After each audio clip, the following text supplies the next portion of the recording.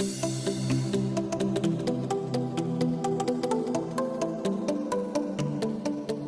gente! Meu nome é Glenda Roberta, sou fisioterapeuta e atuo na área de dermatofuncional e sou especialista na estética integrativa. Só que hoje eu vim com uma novidade para vocês. Eu trouxe minha colega, Juliana Teixeira, que ela também é fisioterapeuta, mas ela atua na área de fisioterapia respiratória. E a gente vai conversar um pouquinho sobre esse recurso tão importante e maravilhoso, né, Ju? Isso mesmo. Que é a fisioterapia respiratória, tanto para prevenir, como também para tratar mesmo as questões respiratórias. Isso mesmo. Eu preciso agradecer o convite, né? Muito obrigada. Eu que agradeço você estar aqui, aceitar, né, falar um pouquinho pra gente. Então, meu nome é Juliana, eu sou fisioterapeuta respiratória, tanto de bebê até de idoso, mas a minha especialidade é mais da pediatria. Certo. Eu atendo com a técnica do reequilíbrio tóraco-abdominal, que é maravilhosa, um divisor de águas na minha vida e na vida dos pacientes também. É maravilhoso. Maravilhoso. Fala um pouquinho dessa técnica pra gente, Ju. Como é que ela funciona, o que ela favorece, né? É uma fisioterapia respiratória gentil. Eu não sei se alguém já precisou levar o filho para fazer fisioterapia, mas as técnicas convencionais são um pouco agressivas, a criança chora. E o RTA, ele é pensado na biomecânica respiratória. Então, assim, ela trata os músculos para melhorar a parte interna. Então, é bem tranquilo.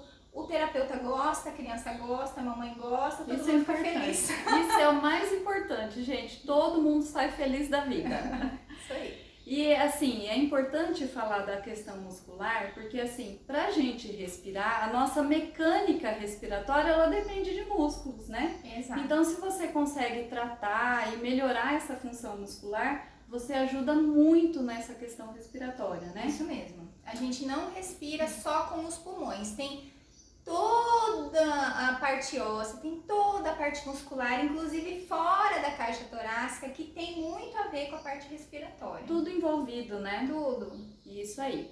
E aí, ela vai falar um pouquinho pra gente, assim, nas principais, quais são as principais afecções respiratórias que as mamães correm para um atendimento, como é que é? Geralmente a mamãe sabe como é o normal do bebê dela, da criança dela, né? Então, assim, hoje em dia, vamos começar com as patologias. Certo. Hoje, o que tá bastante em alta? O vírus pé, mão, boca, que a fisioterapia, assim, não vai atuar muito, mas fiquem atentos. Limpem bem as coisas, que o bebê encosta e até que você encosta e traz para casa.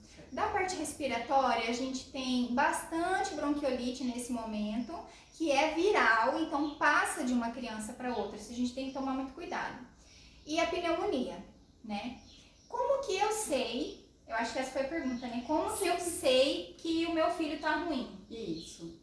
Vamos aproveitar que o seu filho tá bem agora e a gente vai contar a frequência respiratória dele.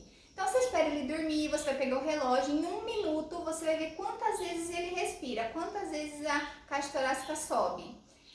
Vamos dizer que deu 40 vezes, tá? Então você vai marcar esse número na sua cabeça. Quando você achar que ele tá ruim, você vai contar de novo. Se tiver muito maior, a gente fala assim, em 20% do básico. Então se ele tem 40 de frequência, se subir 20%, ele já está taquipneico. Então, só por isso você já pode levar no posto ou no pronto-socorro, tá? Procurar um atendimento mais específico, exatamente, né? É atendimento médico, tá? Uhum. Você pode ver se o seu filho está pálido, né? Sem cor, a boca pode estar arroxeada, as pontinhas dos dedos arroxeadas. A criança vai estar mais sonolento, mais prostrado, que a gente fala. Ele não vai estar brincando, ele não vai estar compactuando, né? Participando da família. Então ele vai estar bem sonolentinho. Ele pode estar fazendo uma força para respirar. Então você vê que na hora que ele respira, a caixa torácica pode até entrar de tanta força que ele faz, tá? Então ele pode estar assim. Isso é sinal que ele está com dificuldade de respirar. Então ele está fazendo muita força para o ar entrar. Isso é mau sinal. Precisa procurar o atendimento médico também. E aí também tem aqueles casos que a criança já procurou atendimento, foi detectado, né, foi diagnosticado, e aí depois ela recebe alta. E aí como que a fisioterapia pode ajudar nesses casos, por Isso. exemplo? A fisioterapia pode ajudar, inclusive, antes dele ir para o hospital. Quando ele está mais ruinzinho em casa, chama a fisioterapeuta. Pode ser que ele não interne, mesmo que ele fique ruim, ele consiga ficar em casa sem internar, ou que ele melhore com a fisioterapia, sem antibiótico, por exemplo, tá? Depois que recebe alta, No hospital ele vai fazer fisioterapia também, porque a fisioterapia atua dentro do hospital, e depois da alta pode procurar a fisio também. Nessa questão de depois da alta, às vezes a criança tem alta e não tá super bem ainda. Então é primordial que vocês façam a fisio, podendo, lógico, né? Que vocês realizem o atendimento domiciliar de preferência, porque o bom é a criança doente não ficar se deslocando. Uma coisa porque ela está doente, ela pode descompensar no deslocamento, e outra porque ela pode passar para outra criança, né? E a questão assim, às vezes, muitas vezes, igual você falou, ela recebeu alta, mas não tá 100%. Por quê?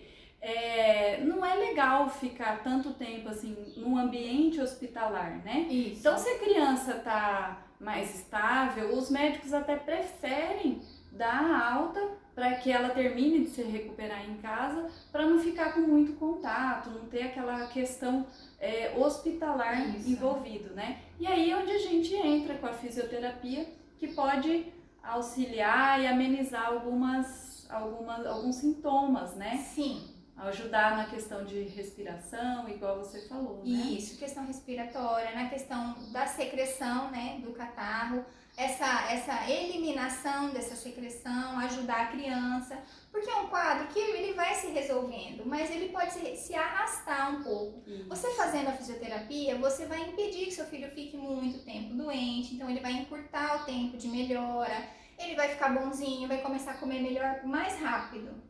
E outra coisa, vocês imaginam, né? Uma criancinha, um bebezinho, naquele quadro todo constipadinho, a questão de secreção, né? Quanto antes a gente conseguir resolver e favorecer, melhor, né? Glenda, esse é um ponto muito legal que você falou, porque a questão respiratória, não sei se todo mundo sabe, mas o bebê de até mais ou menos 6 meses, ele só respira pelo nariz. Exatamente. E se ele não respira pelo nariz, ele não come, porque ele não consegue organizar essa coisa dentro dele, entre tentar respirar pela boca e mamar ao mesmo tempo, então ele vai perdendo peso e o sistema imune vai caindo também, né? Lembrando que criança perde peso muito rápido, ele desidrata muito rápido. E se a gente estiver falando de um bebezinho de até 6 meses, ele só mama. A única fonte de alimentação dele é o leite, Exato. Seja ele materno ou algum tipo de fórmula, né? Mas é só o leite, então a gente tem que pensar nisso. Quanto antes você conseguir favorecer, né, que ele se recupere, melhor para a criança. Exatamente. E aí fala pra gente um pouquinho também da questão da lavagem nasal, que muitas mães perguntam, né, como é Recorde que é feito. de perguntas. Recordes. É assim, ó. O meu filho tá bem, tá tranquilo, então você vai lavar o narizinho uma vez no dia, de preferência na hora do banho, porque daí já sai, já limpa, sai do banho, tá tudo bem. Certo. Se essa criança tá com secreção, você vai lavar quantas vezes forem necessárias, infelizmente. E como que é a lavagem? É assim, você vai pegar uma seringa, depende do tamanho do seu bebê. Eu tenho até um vídeo que explica tudo certinho, porque assim, o bebezinho pequeno, você vai usar 1 ml. Conforme ele vai se acostumando e ele vai crescendo, você passa para 3, daí você passa para 5. Quando é uma criança grande, de 4, 5 anos, já pode ser com 10. Os meus filhos, eu tava contando pra Glenda, eu já lavo com uma seringa de 20.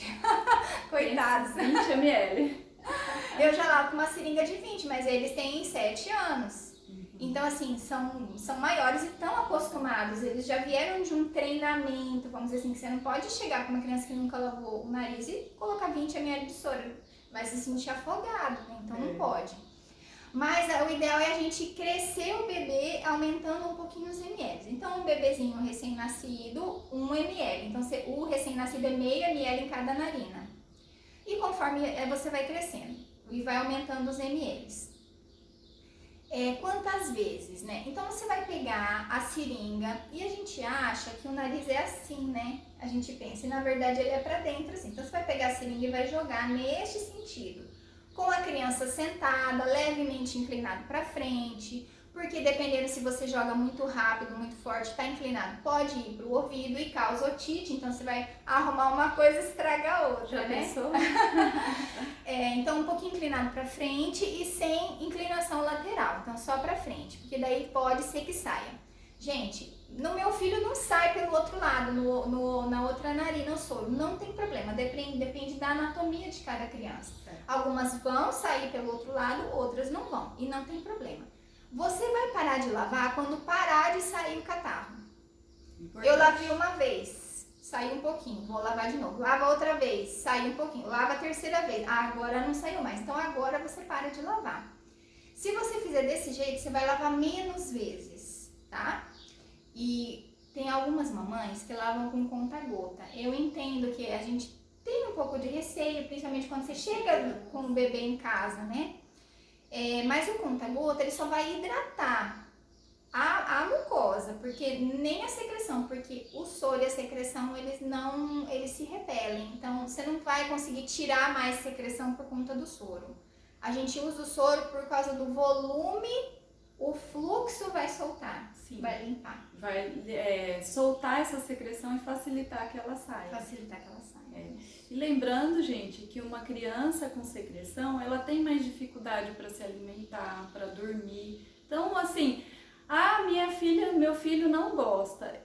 A gente sabe, mas nem tudo que eles gostam, né? Não é tudo que vai ser possível fazer só o que eles gostam. É necessário, é importante e vai favorecer a vidinha deles. Mas né? se você acostumar, desde pequeno, eles não acham ruim. Eles mesmo pedem para lavar. E outra coisa, você pode usar de artimanhas, né? Questão de uma coisa lúdica, né? Pega um bichinho, olha, vamos fazendo bichinho na boneca. Chama brinquedo terapêutico, isso super funciona. Você faz com o bichinho e depois ele vai querer fazer. Isso, porque você mostra que não é tão ruim. Você pode fazer até em você mesmo, para ele ver que tá tudo bem fazer daquela forma, Inclusive os adultos, é bem recomendado também. Bem recomendado. E, gente, nesses tempos de pandemia, que ainda não acabou, infelizmente, e fora o vírus, o coronavírus, existem outros vírus, né? Inclusive o mão pé boca, que é por gotícula também. Quando você chegar em casa com seu bebê, eu precisei ir ao mercado, ou ele foi pra escola, chegou em casa, lava o nariz, porque tudo isso, quando a gente respira, fica nos pelinhos do nariz, para isso que servem os pelinhos, para segurar os bichinhos indesejados, mas eles ficam ali. Então, se você lavar, você vai eliminar, vai diminuir a chance do seu bebê ficar doente. Não é sinônimo, né, que a criança nunca vai ficar doente, mas você favorece, você minimiza as possibilidades, né? Tudo isso daqui a gente está falando de prevenção. Isso. Certo? Uma outra questão também, que várias mães têm dúvidas, é com relação à ortopedia, né? A questão da pisadinha do bebê, o pezinho que pode ser um pouquinho mais reto, né? Isso. Fala pra gente, Ju, como que a gente pode fazer, em que momento que a gente procura o profissional? Tá.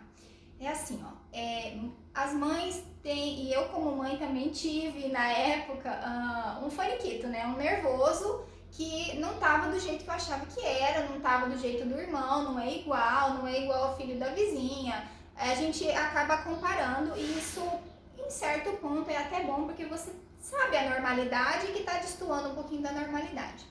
É assim, todos os problemas ortopédicos, a gente tá falando de joelho, perna e pé, né? A criança tem até os 4 anos para resolver ela mesma, o corpinho dela mesma. Por quê? Porque quando ela começa a andar, daí que ela começa a fazer a descarga de peso que a gente fala, colocar peso em cima da articulação. E daí ela vai andar. Aí ela precisa andar descalço, as mamães não deixam andar descalço, né? Precisa andar descalço, precisa andar na areia, precisa andar na grama, precisa andar nas coisas diferentes, né? Várias texturas. Aí, conforme ela vai fazendo peso em cima do pé e fazendo os movimentos, ela vai ganhando força, inclusive no pé. E essa força que vai fazer a curvinha do pé se formar. Por que que é importante? Porque tem relação a curva do pé, o pé chato, por exemplo, com alteração na coluna. Então é prevenção também para o seu filho, tá? Quem que eu procuro? Olha, eu indico assim, até os 4 anos, se não resolveu, daí você procura o ortopedista, tá? Ou se você quiser procurar fisioterapeuta, também, desde que seja particular, porque infelizmente, pelo convênio, a gente ainda precisa do encaminhamento do médico. Mas se você quiser antes, se você é uma mãe que tá vendo que a criança tá destoando daquele normal que a gente já falou, e você quer ir antes, você também pode procurar antes. O fisioterapeuta não tem problema nenhum, você pode procurar um médico. Só que dependendo do caso, o médico vai falar, tem que esperar os 4 anos para ver se ainda vai estar assim ou não. Mas é importante, né? Pra gente ver a importância de deixar a criança brincar, de deixar a criança andar descalça, além da vitamina S, né? Que é tão importante para a imunidade das crianças. Mas é muito importante mesmo a gente observar, mais do que tudo, a observação do nosso filho, ver o que está fora da normalidade dele, né? Porque a gente consegue se antecipar a várias coisas, né? Exato. A questão ortopédica tem uma coisa muito marcante no Brasil, que é o andador, o uso do andador. Verdade. Muitas crianças vêm com marcha na ponta do pé, sabe? Bailarina. Por quê? E alterações na coluna, alterações graves na coluna e na perna, porque a mamãe colocou ela no andador sem ela ter músculo para ficar de pé. Então ela ficou toda desorganizada de pé e é assim que ela vai crescer. Se o seu bebê não está de pé, é porque ele não tem músculo, ele não está preparado ainda para ficar. Então, se você acha que está demorando muito, procure um fisioterapeuta, procure um médico, procure o seu pediatra, que vai te dizer se está na normalidade ou não. Mas não tente adiantar colocando no andador. As mães falam, mas eu não tenho como cuidar e ele quer ficar se deslocando. Inclusive, dentre os acidentes infantis, é muito comum o acidente, a queda com o andador, que a criança, ela tá aqui, ela não consegue se defender, porque tem um arco em volta dela, ela cai com o rostinho no chão, tá? Então bate a cabeça e tem um traumatismo craniano, é gravíssimo. Acaba sendo pior. Pior, muito pior. Lembrando que a Sociedade Brasileira de Pediatria, ela não recomenda o uso de andador. Não, ela proíbe, inclusive. Tá proibido, né? De vender no Brasil. A gente ainda encontra, infelizmente. Infelizmente mas a gente encontra para vender. Mas fica aí a dica, gente, não usem andador.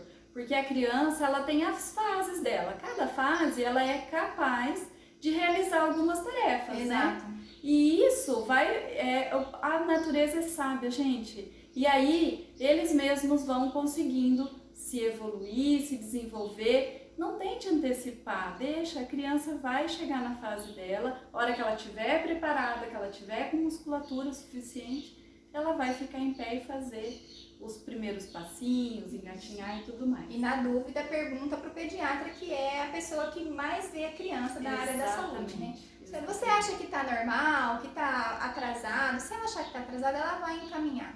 E outra coisa, gente, hoje em dia a gente tem muito acesso às informações, mas vamos nos atentar para as boas informações, para as informações de qualidade, porque a gente tem várias coisas que infelizmente não são tão coerentes, tão corretas. Na dúvida, pergunte para o seu médico, para a pessoa que você mais confia, certo? Certíssimo.